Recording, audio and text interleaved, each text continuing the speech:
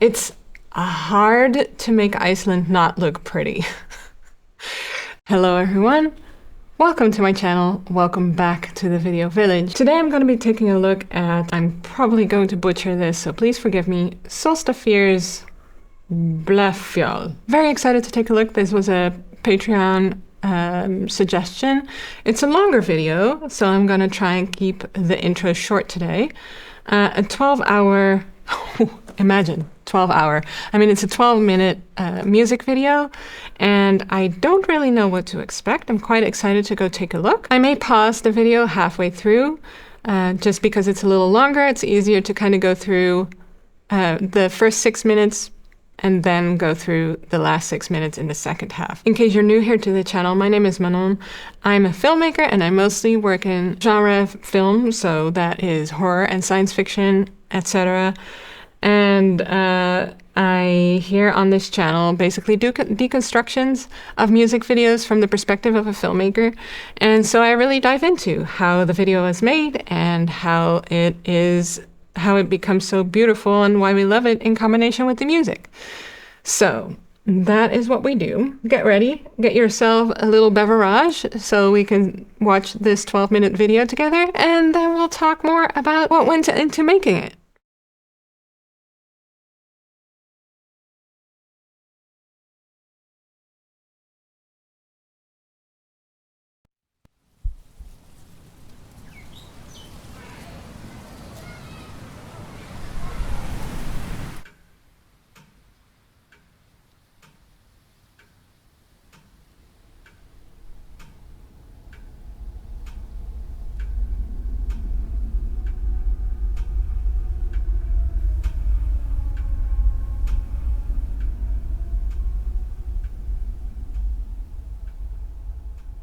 Hvernig heldur maður sorginni fjarri?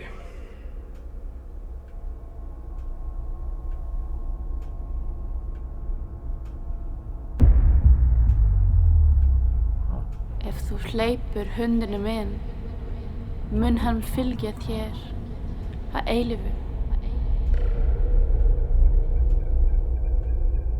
Það staður þar sem allar okkar vonir rætast. Og staður þar sem þær rætast.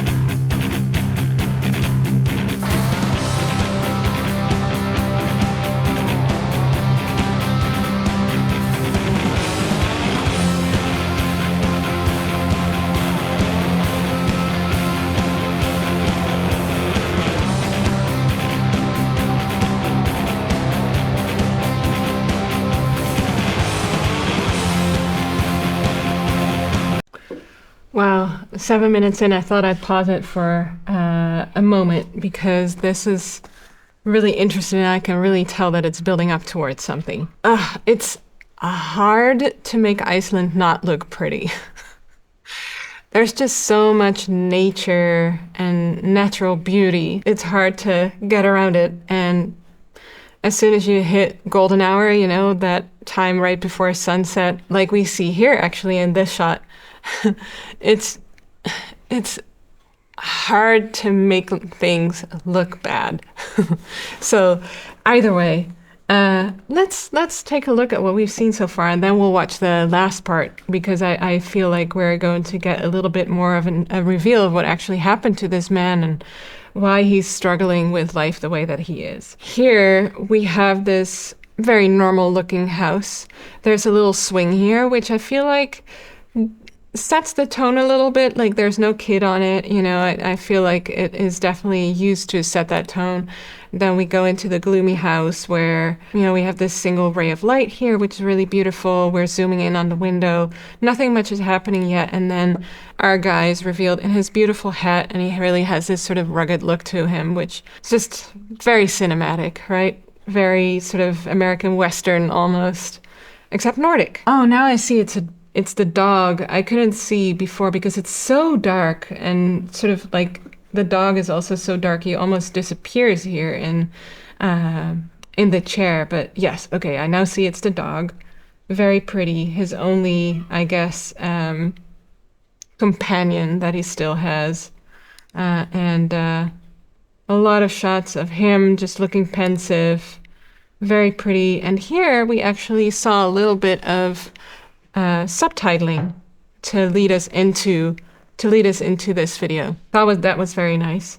And also the way it appeared felt very flowy and nice, like not your regular subtitles, just, you know, the sans serif font. And that's when we see this view for the first time, and this is really what I meant with it's hard to not make it look pretty, because if this is right outside your window, you can dress any scene with this and it's gonna be gorgeous, you know what I mean?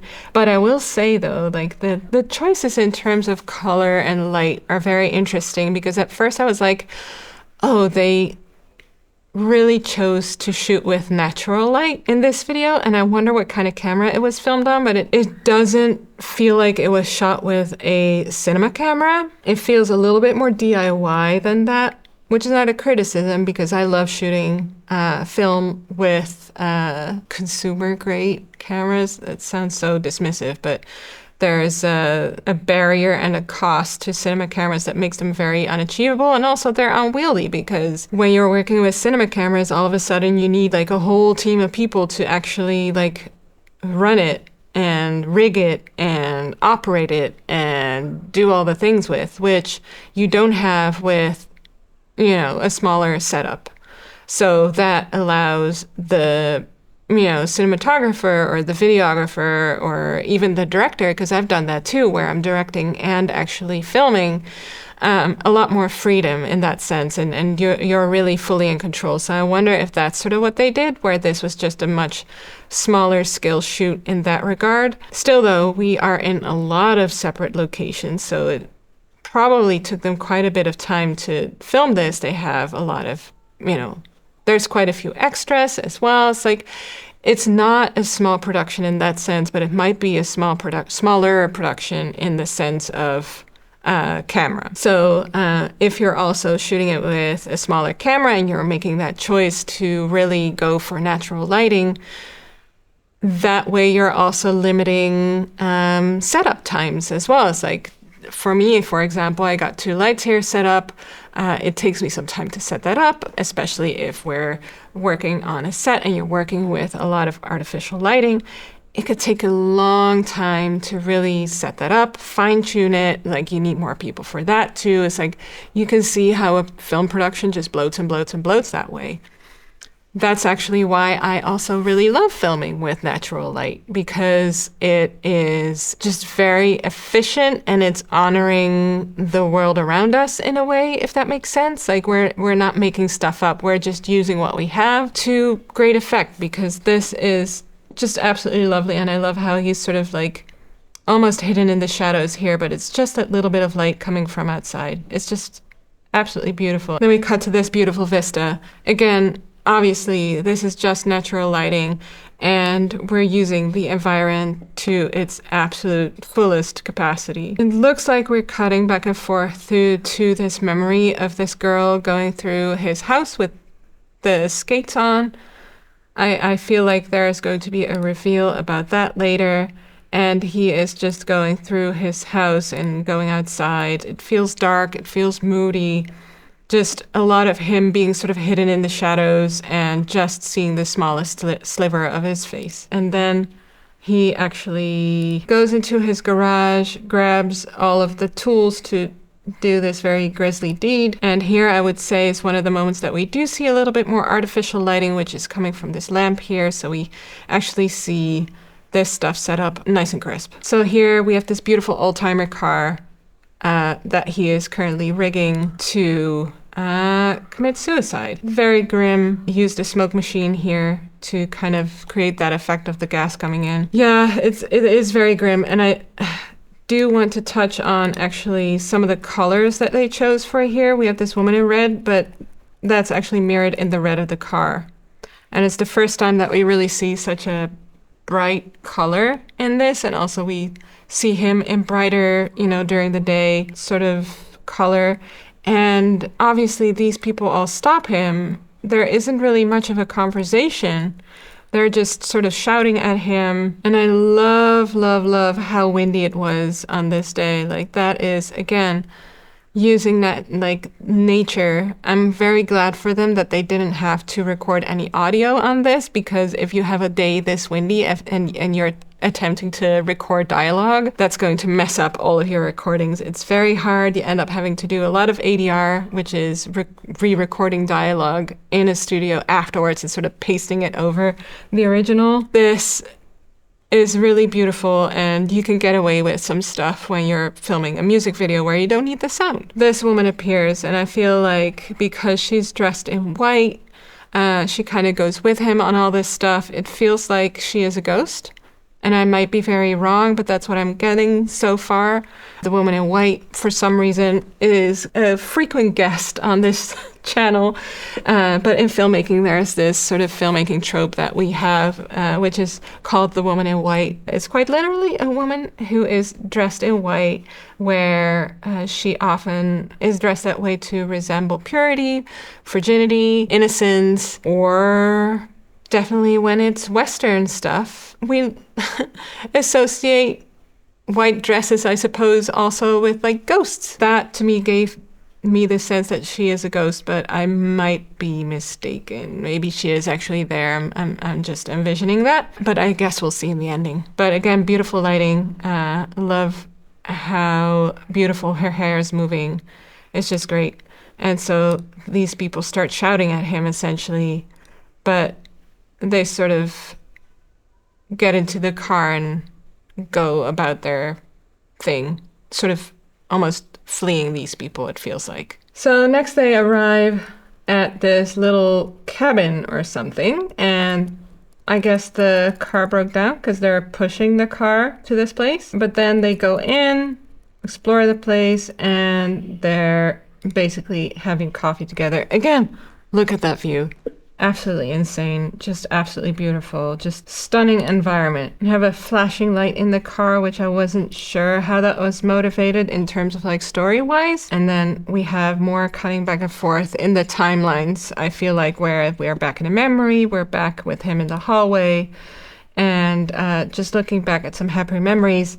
And you can also tell that these are color graded quite differently. They're a little bit more washed out and a little bit more warm tone to kind of really give you that warm and happy fuzzy feeling, which is how we like to do that as filmmakers. Yeah, we got some, handy cam footage like very vintage vibe, which is cute. Like we're looking back at some really happy memories. The story actually takes a bit of a leap and we finally start seeing some different stuff. So here we're at like a car shop or something. Someone is picking up their car. I believe it was the same woman that we see dressed in white. So, and this is the kid. So perhaps this is what is going to be the lead up towards the ending. More of the guy around the house, and we're back in the really dark and dreary footage. So definitely he's alone again. You can kind of see how they really try to, you know, separate the different timelines by color grading in a very specific way. When we're with him in sort of like his, you know, depressed era, if that makes sense, the brightness is way down because it is day in this shot, for example, but it's just the brightness is all the way down. He is usually completely in the dark and outlined, and the shadows are very, very blue toned. So it's definitely colder and just a lot more dark and grim, quite literally. So contrasting that to those visuals of the happy memories, it's a big contrast that way. This is where I paused the video before, so let's continue watching and watch through the end.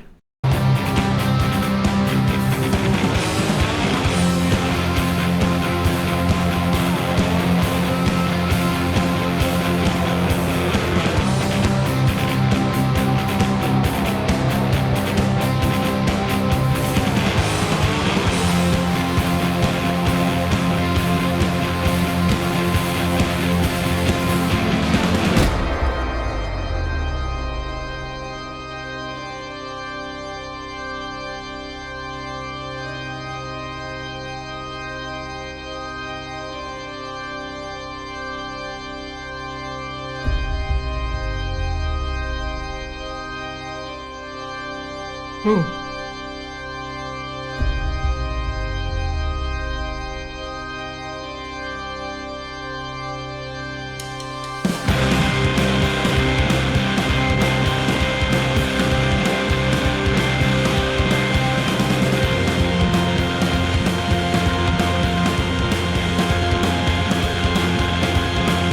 Aw.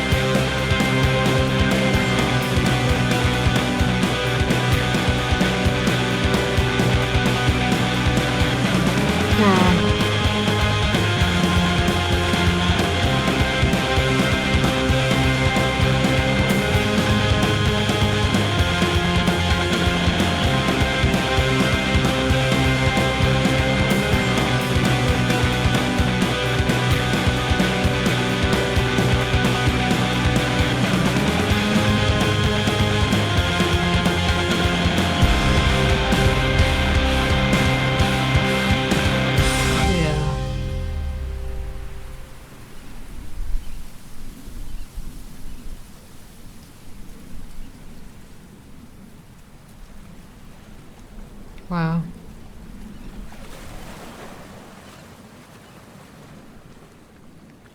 Okay, starting the car. Good to go. Copy. Fire started and we roll.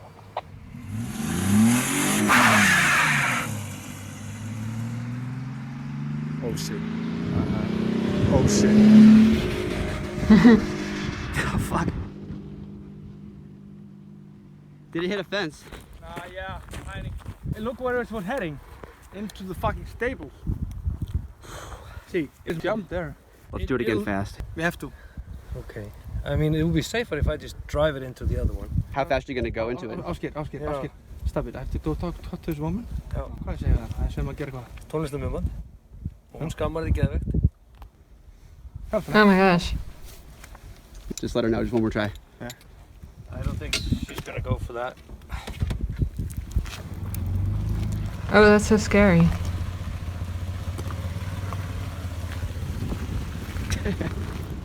All cameras are rolling. Okay, ready in 30 seconds.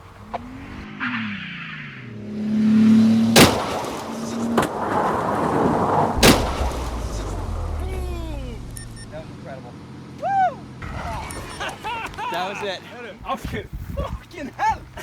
Hann líka gerði allt sem hann átti að gera. He did everything he was supposed to. Like, he fucking spun the wheels when he started going. Okay, this could not have been better.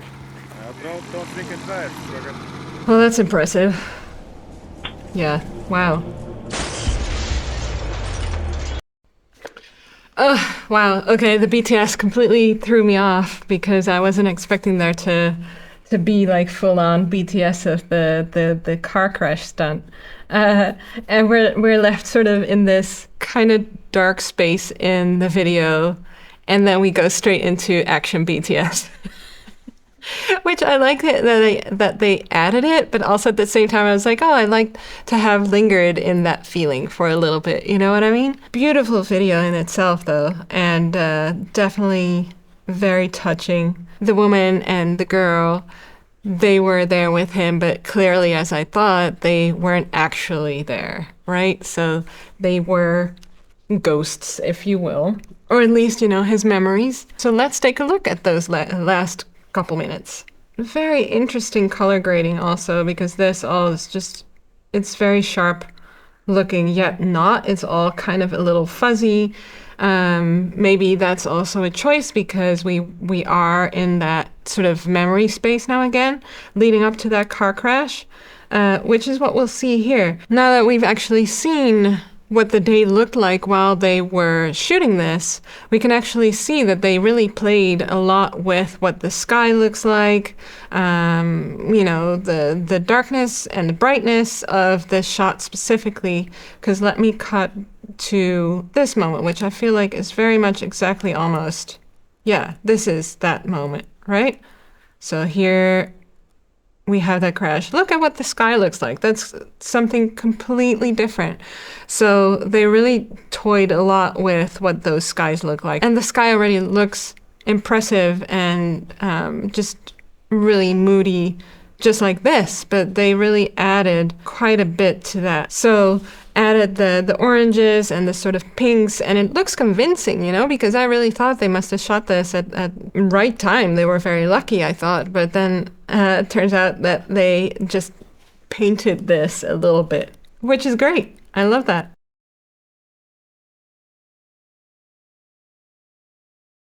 We have a little bit of artificial sort of anamorphic flare here, which I don't think they used anamorphic lenses in this video, but it does add a little bit of like extra motion blur to this car too.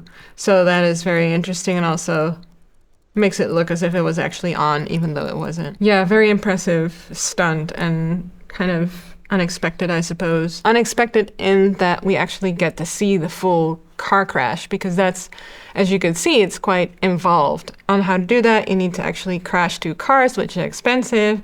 And so usually we filmmakers like to more hint at it and get away with that creative liberty, where we imply it more than actually show it. Natural lighting, a little bit of a joke, I guess, if everything is painted, but I do still feel like they didn't use a whole lot of artificial lighting on the sets and just actually painted a lot of it in post-production, so with color grading. So here too is like they actually managed to change quite a bit in terms of like what it looked like in post-production, and it does look really, really lovely. But regardless though, however much it changed in terms of color and, you know, the brightness, the darkness, whatever, the fact remains that all of these landscapes are just so wide and imposing and just very impressive. So it helps that you already have such a pretty painting that you're working with, you know? Here you can really see that something was happening with the color grading. I'm not sure why this is quite so yellow compared to everything else. Almost looks like there's like a vapor coming off of him, which I'm sure wasn't entirely intentional, but maybe it was. They did a great job with the ashes here. I thought that was really lovely. Yeah, stunning. I don't know if this is VFX or if they actually had him throw the ashes and they were just lucky in how well it billowed, if you will. Really touching, really beautiful, cutting back and forth to those memories. You know, the girl's there and leading you to think that maybe she survived the crash. But then, you know, he takes the second can from his bag and she isn't there anymore, and we know that she didn't survive. And so they must have been out here quite a bit because it is actually sunset here, or just a really dark day, but it's really beautiful. Just beautiful colors, beautiful, beautiful light. And then we actually go into the BTS for a bit, and I thought it would be fun to kind of look at that for a little bit and kind of talk also about the credits and see if I was actually right about how many people were involved, because I said it was like a smaller production, but because this especially was quite involved. But then again, you know, you can spend a day doing the bigger stunt and then just have a smaller crew go out and do the rest. So Bowen Staines is the one who wrote, directed, shot, and edited it. As I said and also expected was that he also shot everything, so the director was actually operating the camera throughout. So I think I may not be too far off in my estimation in that sense. Alright, so the director actually did really do a lot of this stuff himself, because he also did some sound design, some Foley, so some of the stuff that we heard early on, the VHS tape processing for some of the, you know, handycam, camcorder, throwback stuff, the makeup and wounds effects, of course. So they had a makeup person on set, and there was some still photography also done by the director himself. So I really think it was a very small set, but let's see. There's more. There's one more slide, I think. So we have a couple of units here where they shot in different locations, but it doesn't actually say what these people did. So even then, these are very few people. There were very small sets. We actually get some information here on cameras. Oh, thank you, filmmakers. That's really cool.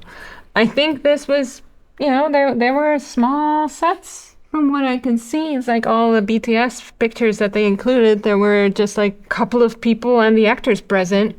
That's very efficient filmmaking. Let's just put it that way.